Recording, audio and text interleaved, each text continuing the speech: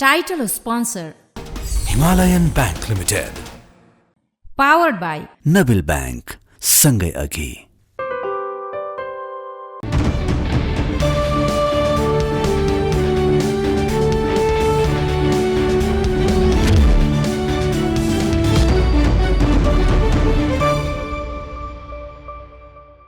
तथ्यमा टेकेर सत्यको खोजी। नमस्कार, स्वागत छ खबर अन्वेषणमा।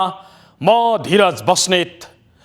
दर्शकवृन्द, सयौं फिट गहिरोमा डुब्न लागेको मान्छे जसरी छटपटाउँछ, नागरिक आर्थिक अभावले त्यसै गरी छटपटाउन थालेका छन्।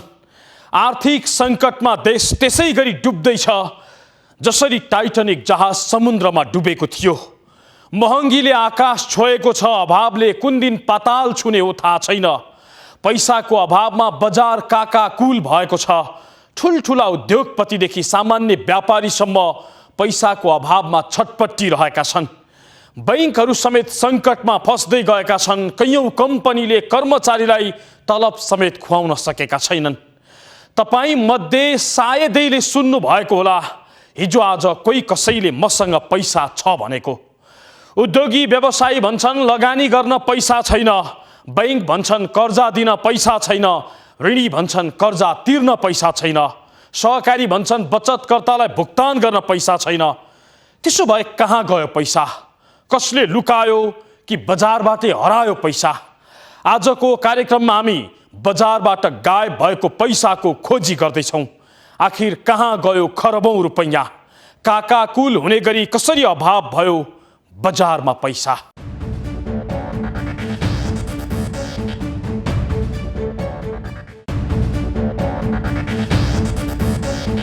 बजार नै काकाकुल हुने गरी पैसाको हाहाकार भएपछि अहिले हरेक कारोबारमा मन्दी छाएको छ। हरेक दिन हरेक क्षण व्यस्त हुने काठमाडौँको न्यू रोड बजारलाई उदाहरणका रूपमा हेर्नुहोस्। यो न्यू रोड बजार जहाँ आजकल ग्राहक भन्दा धेरै पसलेहरू देखिन्छन्। किनमेल गर्ने भिडले हिँड्नै नसक्ने गल्लीहरू खाली खाली भेटिन्छन्। दैनिक करोडौँको कारोबार हुने यहाँ अहिले लाखको समेत मुस्किलले व्यापार हुन्छ। स्वयं व्यापारीहरू भन्छन् व्यापार ठप्प छ, ग्राहक आउनै छाडेका छन्। समग्रमा बजारमा एक त व्यापार कम, अनि सामानको महँगाई त्यत्तिकै, जुन डलरको महँगीले गर्दा बजारमा सामान महँगियो र इन्ट्रेस्ट महँगो भएकोले गर्दाखेरि मान्छेहरूले चाहिँ क्रय शक्ति एकदमै कम भयो। त्यसको असर चाहिँ हाम्रो बजारमा देखिएको भयो। यो एउटा सानो उदाहरण हो।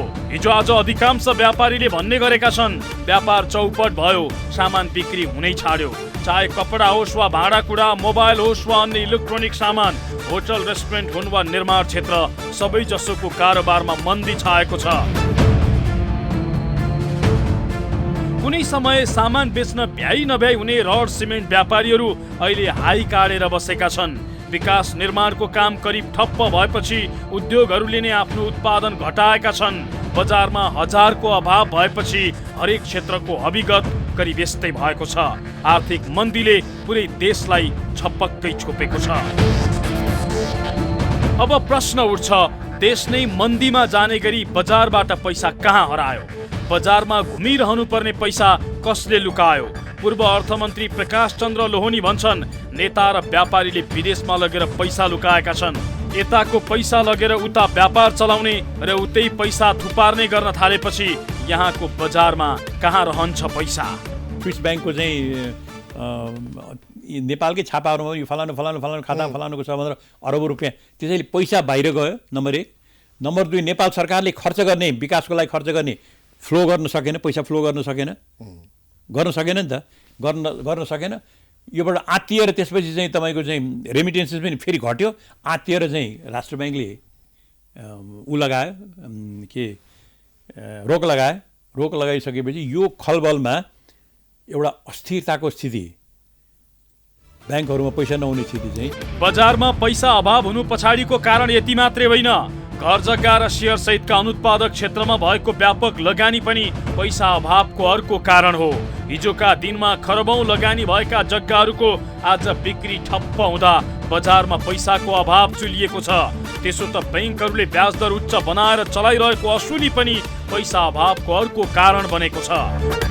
उच्च ब्याज र बैंकहरूको रवैयाका कारण कर्जा लिन व्यवसायी हच्किरहेका छन् भने बैंकहरू पनि उत्पादक क्षेत्रमा मात्रै लगानी गर्ने भनेर पैसा होल्ड गरेर बसिरहेका छन्। यसकारण पनि बजारमा पैसाको अभाव भएको राष्ट्र बैंकको ठहर छ। बजारको अहिले पर्सेप्सनको कुरो के हुन सक्छ त भनेर भन्नुहुन्छ भने कर्जा प्रवाहमा पनि अहिले ब्याङ्कहरूले केही चाहिने सजगता अपनाएका छन्। यो स्वाभाविक कुरो हो, किन भन्दा कर्जाको गुणस्तर चाहिँ अन्तर्राष्ट्रिय स्तरमै एउटा महत्त्वपूर्ण विषय अहिले आइरहेको छ कि कर्जाको गुणस्तर, सम्पत्तिको गुणस्तरमा ब्याङ्कहरूले ध्यान दिनुपर्छ। अहिले ब्याङ्कहरू पनि सम्पत्तिको गुणस्तर, उहाँहरूको सम्पत्ति भनेको कर्जा हो, त्यसैले कर्जाको गुणस्तर चाहिँ राम्रो हुनुपर्छ, कर्जाको गुणस्तर बिग्रिनु हुँदैन, सही परियोजनामा कर्जा जानुपर्छ भन्ने विषयमा ब्याङ्कहरू अहिले थप सजग भएको अवस्था हो। बजारमा पैसा अभावको अर्को कारण हो पुँजी पलायन। आयातमुखी अर्थतन्त्र भएको हाम्रो देशमा गाडीदेखि साडीसम्म, आयलदेखि मोबाइलसम्म, नुनदेखि सुनसम्म विदेशबाट आउँछ र यो क्रम हरेक वर्ष बढ्दै गएको छ। कोदो, गुन्द्रुक, बोतलको पानीदेखि पेट्रोलियम पदार्थसम्मको आयातमा वर्षेनी झन्डै 16-17 खर्ब रुपियाँ विदेश जान्छ, ताकि नेपालको बजेट नै जम्मा 15.5 खर्ब रुपियाँको छ। भन्सार विभागका अनुसार चालु आर्थिक वर्षको 7 महिना साउनदेखि माघसम्ममा 9 खर्ब 19 अर्ब 26 करोड रुपियाँ विदेश गएको छ। चालु आर्थिक वर्षको 7 महिनामा सबैभन्दा बढी डिजेल 84 अर्ब 61 करोड रुपियाँको आयात भएको छ। दोस्रोमा पेट्रोलको आयात 38 अर्ब 73 करोड रुपियाँको भएको छ। तेस्रो नम्बरमा एलपी ग्यास 33 अर्ब 34 करोड रुपियाँको भएको छ। विलासिताको वस्तुका रूपमा चिनिने सुन आयात चौथो नम्बरमा पर्छ। 7 महिनामा सुनमा मात्रै 31 अर्ब 2 करोड रुपियाँ बाहिरिएको छ। त्यस्तै भटमासको कच्चा तेलमा मात्रै 26 अर्ब 42 करोड रुपियाँ सकिएको छ। मोबाइलमा मात्रै 7 महिनामा 16 अर्ब 25 करोड रुपियाँ विदेशिएको छ। सरकारले विलासिताका वस्तुको आयातमा बन्देज लगाउँदा समेत मोबाइल र सुनमा यति धेरै पैसा विदेशिएपछि किन नहोस् बजारमा पैसाको अभाव।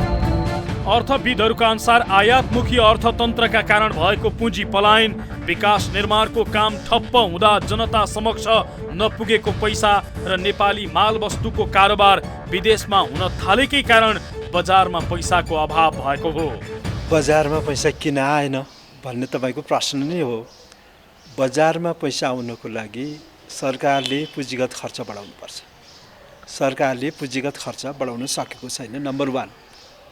नम्बर 2, निजी क्षेत्रमा जाने ब्याङ्क कर्जा 4.6% को मात्र वृद्धि दर छ, जबकि अघिल्लो वर्ष 20% भन्दा माथि वृद्धि हुन्थ्यो।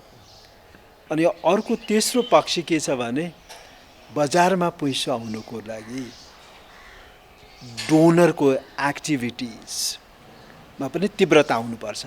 चौथो फ्याक्टर चाहिँ अघिल्लो वर्षहरूमा 19-20 अरबको वार्षिक प्रत्यक्ष वैदेशिक लगानी आउने गर्थ्यो र यो वर्ष चाहिँ अत्यन्त न्यू, खुदमा भन्नुपर्दा 8-9 करोड भन्दा बेसी छैन। पाँचौं माध्यम भनेको निर्यात, अघिल्लो वर्षको तुलनामा यो वर्ष निर्यात चाहिँ कम छ। बजारमा पैसा अभाव हुनु पछाडिको कारण पैसा विदेशिनु वा कसैले लुकाउनु मात्रै होइन, कतै अर्थतन्त्रको चक्र नै पो चुडिएको हो कि, कहिनेरी ब्लक भएर सबैतिर सर्कुलेसन नभएको पो हो कि, बजारको माग वा अर्थतन्त्रको आकार सही अनुमान गर्न नसकेर राष्ट्र बैंकले नै चाहिने भन्दा कम मौद्रीकरण गरेको पो हो कि, बजारको माग र आवश्यकता बमोजिम नोट नै नछापिएको हो कि, यो विषयमा अर्थ मन्त्रालय अझै राष्ट्र बैंकले गम्भीर रूपमा समीक्षा गर्नुपर्ने हो, तर त्यस्तो हुन सकिरहेको छैन।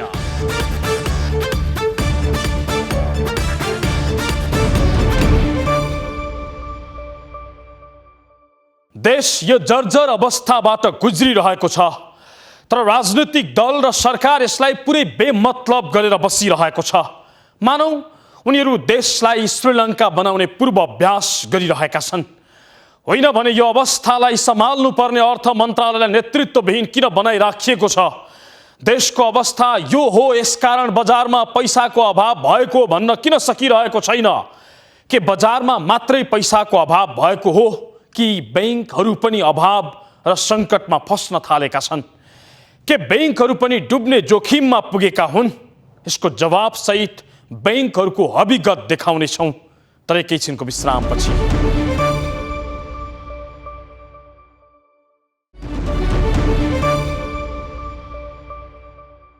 कार्यक्रम खबर अन्वेषण हेर्दै हुनुहुन्छ। आजको श्रृङ्खलामा हामी कसरी भयो पैसाको अभाव, के सहकारीहरू जस्तै गरी बैंकहरू पनि डुब्ने खतरामा छन्, त्यसको खोजी गरिरहेका छौँ। सबै व्यापार व्यवसाय घाटामा जाँदा बैंकहरू मात्र यस्तो संस्था हुन् जसले वार्षिक रूपमा झन्डै 1 खर्ब रुपियाँ नाफा कमाउँदै आएका छन्। पछिल्लो 7 महिनामा मात्रै 45 अर्ब रुपियाँ नाफा कमाएका छन् बैंकहरूले। तर यतिका धेरै नाफा कमाएका बैंकहरू अहिले कर्जा समेत दिन किन मानिरहेका छैनन्? पैसा होल्ड गरेर बजारमा हाहाकार किन मच्चाइरहेका छन्? हिजो अनुत्पादक क्षेत्रमा लगानी ओइरहेका बैंकहरू भित्रभित्रै डुब्ने जोखिममा फसेर हो? डुबानको खतरामा कति छन् बैंकहरू? बाँकी हेर्नुहोस् यो रिपोर्टमा।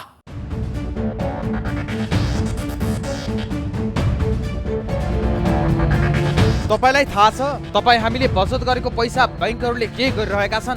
धेरैलाई थाहा नहुन सक्छ, तर झन्डै 79% पैसा बैंकहरूले चर्को ब्याजमा लगाएका छन्।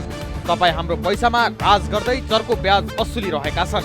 हाल नेपालका बैंकहरूमा जनताको 53 खर्ब रुपियाँ बचत छ। त्यसमध्ये 47 खर्ब रुपियाँ बैंकहरूले ऋणमा लगाएका छन्, जुन 88.67% हो।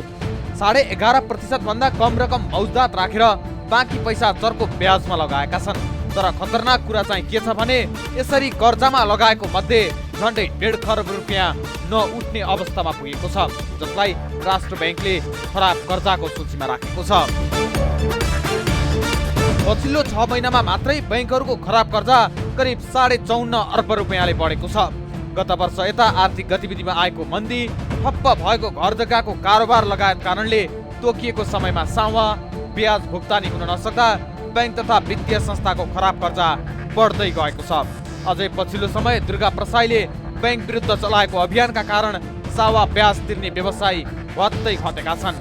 बैंकहरूको अवस्था यस्तो बन्दै गएको छ कि यदि सहकारीहरूमा जस्तै गरी पैसा निकाल्ने बचतकर्ताहरूको ठुलो भिड लाग्यो भने बचत नै फिर्ता गर्न नसक्ने अवस्था बन्दैछ।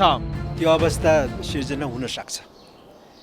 अहिले लघुवित्त र सहकारीमा केही समस्या आएको हामीले देखिरहेछौँ, पढिरहेछौँ। त्यस प्रकारको समस्या ठुला ब्याङ्कमा आउन सक्ने सम्भावना, जोखिम चाहिँ मैले चाहिँ देखेको छु। अबका 2 वर्ष नेपालको लागि अलिक कठिन वर्षहरू रहने जस्तो मलाई लाग्छ। चालु आर्थिक वर्षको दोस्रो त्रैमाससम्मको वित्तीय विवरण अनुसार गत पुससम्ममा 22वटा वाणिज्य बैंकको कुल खराब कर्जा झन्डै 1.5 खर्ब रुपियाँ छ। पुस मसान्तसम्म कृषि विकास बैंकको खराब कर्जा सबैभन्दा बढी 4.52% छ।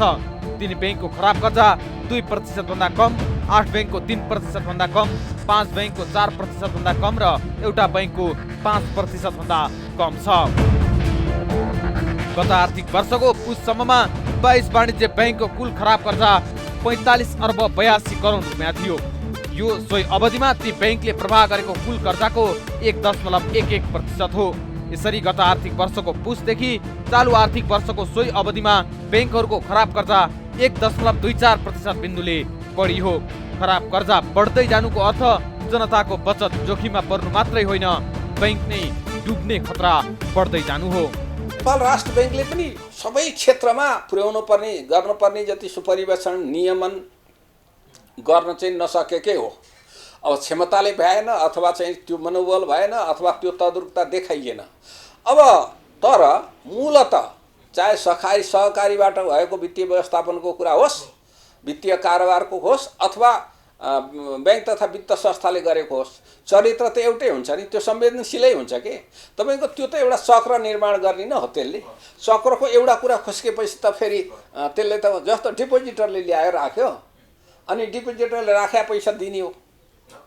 त्यही पैसामध्ये केही रकम डिपोजिटरलाई जस्तो हामी सिडी रेसियो भन्छौँ, सिआरआर रेसियो भन्छौँ है, अब क्यास रिजर्भ रेसियो भनेर त्यो चाहिँ पैसा यतिसम्म आउ फर्किन्छन्, चाँडो लिन आउँछन्, तिनलाई चाहिँ दिने र फेरि अरूबाट लिने, फेरि लगानी गर्ने, लगानी फिर्ता भइरहेछ। यसरी चक्र हो त्यो त। त्यो चक्रमा जुन अनुमान गरे भन्दा कम माग भएर आउने अनि रकम चाहिँ नभित्रिने अवस्था हुनासाथ त त्यो अवस्था आउँछ।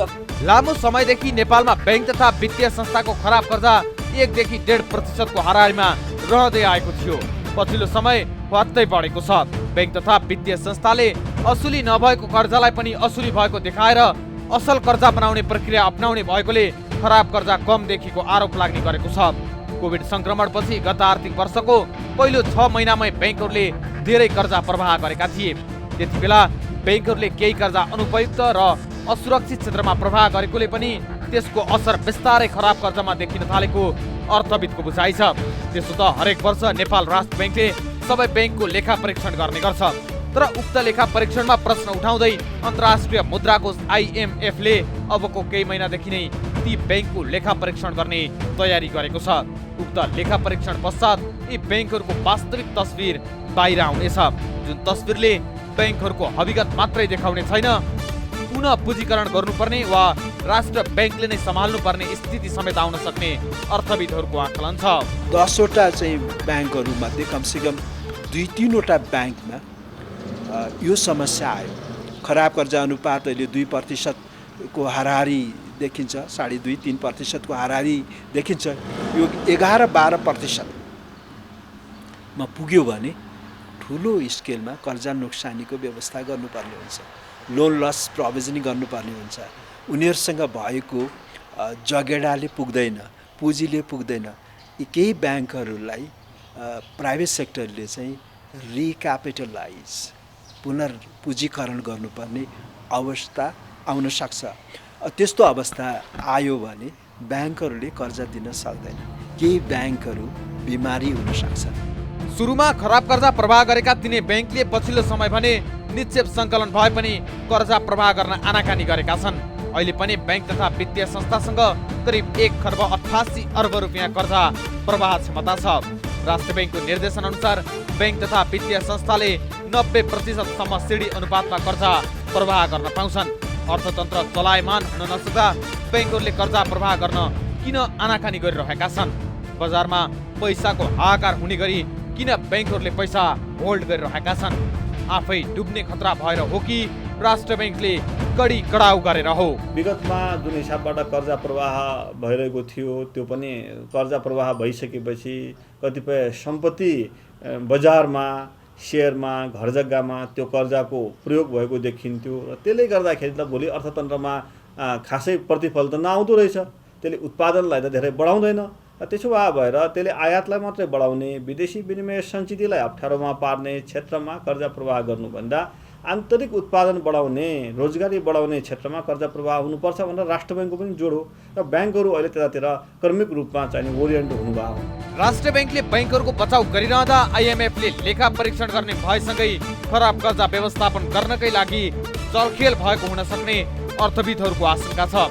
कोभिड कालमा जथाभावी गरिएको कर्जा प्रवाह, घर जग्गा लगायतका अनुत्पादक क्षेत्रमा फँसेको पैसाका कारण सहकारी लगायत अन्य व्यवसायमा देखिएको मन्दीको प्रणालीगत प्रभाव बैंकसम्म पुग्ने खतरा बढ्दै गएको छ। कोभिड कालमा जथाभावी गरेको कर्जा प्रवाह नउठ्ने हो र बचतकर्ताले ठूलो रकम निकाल्न खोज्ने हो भने केही बैंकको हालत सहकारीको भन्दा कम हुने छैन। यो अवस्थालाई मध्यनजर गरेर राष्ट्र बैंकले बेलैमा नयाँ नीति ल्याउनु पर्नेमा विज्ञहरू जोड दिन्छन्। यसलाई मेन ढङ्गले अध्ययन गर्ने कहाँनिर अब जस्तो ऋण नतिर्नेहरू पनि अब ऋण चाहिँ नि तिर्न सकिएन भनेर आन्दोलन गर्नेहरूलाई त्यहाँभित्र सबैलाई एउटै बास्केटमा हालेर आन्दोलन चर्काउन पनि भएन, चर्काउनेले पनि हेर्नेले पनि त्यही ढङ्गले हेर्नु भएन। नेपाल राष्ट्र बैंकले, नेपाल सरकारले के हेर्नु पर्यो भन्दा ऋण चुक्ता नगर्नेहरूमा हिजो चाहिँ समयमा चुक्ता गरिराखेका थिए, नियमित थिए, राम्रो असल चाहिँ कर ग्राहक थिए, तर पछिल्लो समयमा परिस्थितिले गर्दा चुक्ता गर्न नसकेका कस्ता हुन्, कति हुन्। हिजो चाहिँ कुनै बेलामा चुक्ता पहिला पनि ऋण लिएपछि चुक्तै नगरी बस्ने कस्ता हुन्, थोरै कहिलेकाहीँ चुक्ता गरे जस्तो गर्ने तर त्यो पैसा लगाएर अन्यत्र प्रयोग गर्ने कस्ता हुन् भनेर त्यसलाई बरिकन छुट्याएर हेर्नु पर्यो क्या।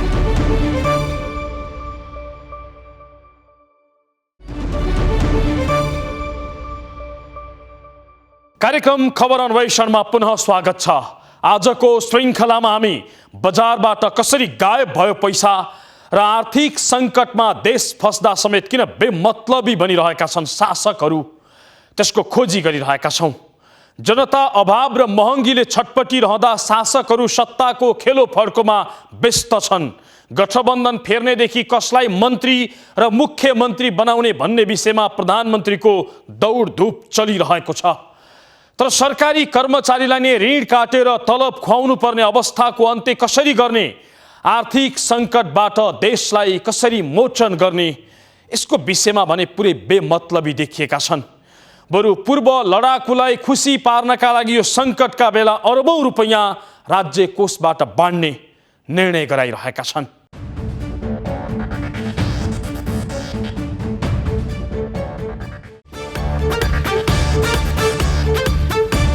कोभिडको महामारीदेखि रुस युक्रेनको युद्धसम्मले विश्वका धेरै देश आर्थिक सङ्कटमा फस्दै गएका छन्। श्रीलङ्का टाट नै पल्टिसकेको छ भने पाकिस्तान त्यही हविगतमा पुग्दैछ। पछिल्ला केही सङ्केत र सङ्कटले नेपाल पनि श्रीलङ्काकै हालतमा पुग्ने त होइन भन्ने भय बढ्दै गएको छ। किनकि बजारमा पैसा छैन, ब्याङ्कहरू ऋण दिन सक्ने अवस्थामा छैनन्, सहकारीहरूको भागाभाग चलिरहेको छ। यस्तो अवस्थालाई सम्हाल्नु पर्ने अर्थ मन्त्रालय भने महिनौदेखि नेतृत्वविहीन छ। प्रधानमन्त्री पुष्पकमल दाहाल प्रचण्ड सत्ता जोगाउने र भागभण्डा मिलाउने खेलमा मात्रै दौडिराखेका छन्। पुस 10 गते प्रधानमन्त्रीमा नियुक्त भएका प्रचण्डले बितेको झन्डै 3 महिना केवल सत्ताको खेलमा मात्रै समय बिताएका छन्। एमालेसँग सहकार्य गरेर प्रधानमन्त्री बनेका उनले सुरुको केही समय एमालेसँग तालमेल मिलाउने र सभामुख कसलाई बनाउने भन्नेमा समय खर्च गरे। त्यसपछि मुख्यमन्त्री बनाउने दौडमा समय बिताए। पुस 26 गते विश्वासको मत लिएका प्रचण्डले असाधारण बहुमत अर्थात् 99% मत पाए। झन्डै सिङ्गो संसदले समर्थन गरेर सत्ताको बागडोर सम्हालेका प्रचण्डले काम भने मागको मारेनन्, बरु उल्टै गठबन्धन बदल्ने खेलतिर लागे। राष्ट्रपति कुन दलको उम्मेदवारलाई बनाउने भन्नेमा समय खर्च गरे। राष्ट्रपतिको चुनाव हुँदासम्म एमालेलाई छाडेर काङ्ग्रेससँग सहकार्य गर्न पुगे। त्यसै बीचमा उपराष्ट्रपति बनाउने दौडधुप चल्यो। अहिले प्रदेशमा मुख्यमन्त्री फेर्ने खेल चलिरहेको छ। मन्त्रालयको भागभण्डाका लागि हानाथाप भइरहेको छ। अर्थात् प्रधानमन्त्री प्रचण्डले सम्पूर्ण समय केवल सत्ता टिकाउने र भागभण्डा मिलाउने खेलमा मात्रै खर्चिरहेका छन्। उनका गतिविधिहरूले यस्तो लाग्छ टाट पल्टिँदै गएको अर्थतन्त्रको विषयमा उनलाई कुनै चिन्ता नै छैन। चिन्ता हुँदो हो त महिनौसम्म 12-12वटा मन्त्रालयको भारी आफै बोकेर बस्ने थिएनन्। महिनौदेखि देशलाई अर्थमन्त्री विहीन बनाउने थिएनन्। होइन, त्यसको असर त तपाईँ मै मात्रै गराएर के गर्ने? कसैलाई मतलब छैन। कसैलाई मतलब नभएपछि के गर्ने? गराउनु त मै मात्रै, मैले बोलिरहेको छु।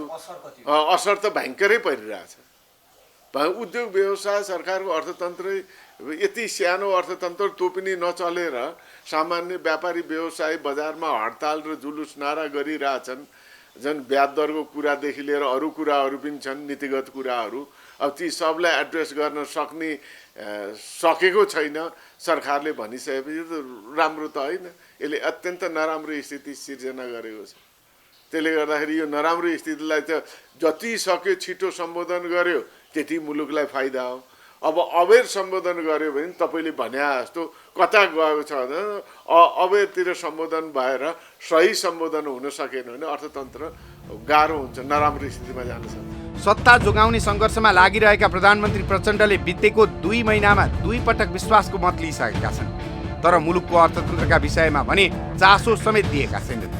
मुलुकको अर्थतन्त्र यो अवस्थामा छ कि यो सङ्कट मोचन गर्न यसो गर्दैछौँ भन्ने त परको कुरा अर्थ मन्त्रालय नै नेतृत्वविहीन बनाएर राखेका छन्। जनता महँगी र अभावले छटपटिन थालेका छन्, तर प्रधानमन्त्री प्रचण्ड गैँडाको छाला जस्तो भएर बसेका छन्। अर्थविदहरू भने सरकारले ध्यान दिन थोरै मात्रै ढिला गर्यो भने मुलुकको हालत श्रीलङ्काको भन्दा दयनीय हुने चिन्ता व्यक्त गर्न थालेका छन्। अब अहिले बाह्य क्षेत्र सन्तुलनमा आएको कारण चाहिँ नि आयात रोकेर र रेमिटेन्स बढेर हो। भोलि रेमिटेन्स आउने घट्यो र आयात मजाले खुल्यो भने के हुन्छ? फेरि विदेशी सञ्चितमा मुद्रामा विदेशी मुद्रा फेरि घट्ने स्थिति आयो भने के हुन्छ भन्ने चाहिँ त्यो अन्यलै छ। अझै 2-3 महिनासम्म यो स्थिति के हुन्छ भन्ने निश्चित कसैले पनि लगाउनु सक्दैन। अब यो स्थितिलाई कसरी सुधार्ने भन्ने अर्थमा चाहिँ अब नयाँ अर्थमन्त्री आइसकेपछि यो सरकारले नयाँ अर्थमन्त्री आइसकेपछि अहिलेको स्थितिलाई सम्हाल्नको लागि पूरक बजेट चाहिँ नि ल्याउनै पर्छ। चालु आर्थिक वर्ष 2079-80 को सुरुवाती दिनबाटै गडबड भएको सरकारी वित्तको खाडल झन बढ्दै गएको छ। आर्थिक वर्षको 8औं महिना फागुन बितिसक्दा सरकारको आम्दानी र खर्चबीच 1,44,44,87 रुपियाँको अन्तर देखिएको महालेखा नियन्त्रकको कार्यालयको तथ्याङ्कले देखाएको छ। महालेखा नियन्त्रक कार्यालयका अनुसार फागुनसम्मको तथ्याङ्कले राजस्वबाट पुनः चालु खर्च समेत धान्न नसक्ने अवस्था देखिएको छ। यस वर्ष सरकारले राजस्वबाट फागुनसम्म 5,82,77,15,00,000 रुपियाँ प्राप्त गरेको छ। तर यस अवधिमा चालु प्रकृतिको खर्च 6,08,84,45,00,000 रुपियाँ पुगिसकेको छ। अर्थात् अब कर्मचारीलाई तलब भत्ता खुवाउन समेत ऋण काट्नुपर्ने अवस्थामा देश पुगेको छ। देशको अर्थतन्त्रमा भार गत वर्षदेखि नै थपिन थालेको हो। खास गरी आयातमा भएको अनियन्त्रित वृद्धि र वैदेशिक मुद्रामा आएको सङ्कुचनबाट बाह्य क्षेत्रले सन्तुलन नै गुमाउने अवस्था सृजना भएको थियो। यिनै समस्यालाई समाधान गर्न तत्कालीन सरकारले महँगा गाडी, मोबाइल, मोटरसाइकल लगायतका केही सामानहरूको आयातमा रोक लगायो। यसले विदेशी मुद्रा सञ्चितमा केही मद्दत गरे पनि सोही अवधिमा मुद्रास्फीतिको अवस्था भने सोचे जस्तो राम्रो हुन सकेन। यसलाई समयमै नियन्त्रणमा ल्याउन सकिएन भने आगामी दिनमा जनताको दैनिक जीवनमा ठूलो सङ्कट आउने सम्भावना देखिन्छ। महँगीले जनता उठ्नै नसक्ने गरी थलिएका छन्। गत असोज महिनाको मुद्रास्फीति दर मात्रै 8.5% देखिएको छ, जुन आफैमा उच्च हो। नेपाली मुद्राको लगातार अवमूल्यनले क्रय क्षमतामा ह्रास आउन पुगेको छ। अहिले 1 अमेरिकी डलरको खरिद विनिमय दर 131 भन्दा माथि पुग्नु चिन्ताजनक अवस्था हो। वैदेशिक रोजगारीमा संलग्न व्यक्तिहरूले अमेरिकी डलरमा आय आर्जन गरी नेपालमा पठाउँदा केही बढी आम्दानी भए जस्तो देखिए तापनि नेपाली मुद्राको निरन्तर अवमूल्यनले अर्थतन्त्रको प्रतिस्पर्धात्मक क्षमतामा ठूलो ह्रास आएको छ। अझै औपचारिक माध्यमबाट उक्त रकम नेपाल नआउने र पुँजी विदेश पलायन हुने अवस्थाले देशको अर्थतन्त्र झनै जर्जर हुन सक्ने देखिन्छ। यता सरकारी राजस्वले चालु खर्च धान्न नसक्ने अवस्था आउनुले सरकारी ढुकुटीमा ठूलो चाप सृजना भएको सजिलै अनुमान गर्न सकिन्छ। व्यवसाय ठप्प छन्, बैंकको ब्याज दर बढ्दा व्यवसायी पनि मारमा परेका छन्। खराब कर्जाका कारण वित्तीय संस्थाको अवस्था चिन्ताजनक छ। तर यी सामान्य सूचकहरूलाई न राष्ट्र बैंकले प्राथमिकतामा राखेको छ, न त सरकारको प्राथमिकतामै परेको छ।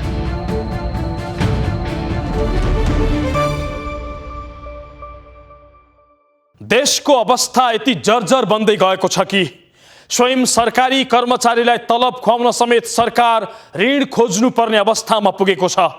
तर हाम्रा शासकहरू यो सङ्कटप्रति पुरै बेमतलबी बनेर बसेका छन्। प्रधानमन्त्री पुष्पकमल दाहाल प्रचण्ड बितेको 3 महिना केवल सत्ता जोगाउन र भागबण्डा मिलाउने खेलमा मात्रै दौडिरहेका छन्। उनी यस्तो व्यवहार देखाइरहेका छन् मानव उनलाई देशको आर्थिक सङ्कटका विषयमा केही थाहा छैन वा थाहा भए पनि कुनै मतलब नै छैन। सायद मतलब हुन्थ्यो भने प्रधानमन्त्रीज्यू आर्थिक सङ्कटले देश डुबिरहेको र जनता मरिरहेका बेला लडाकुलाई राज्य कोषबाट अरबौं रुपैयाँ बाँड्ने निर्णय गर्नुहुने थिएन होला। सायद लडाकु बाहेक अरू नागरिक नै होइनन् जस्तो गर्नुहुने थिएन। यो जनयुद्ध होइन, लडाकुको मात्रै कमान्डर बन्न देशको कमान्डर बन्नुहोस् प्रधानमन्त्रीज्यू। आर्थिक सङ्कट मोचन गर्ने उपाय खोज्नुहोस्, न कि राज्य कोषको ढुकुटी रित्याउने। हवस् त आजलाई यति नै, हामी सबैलाई बिदा दिनुहोस्। नमस्कार।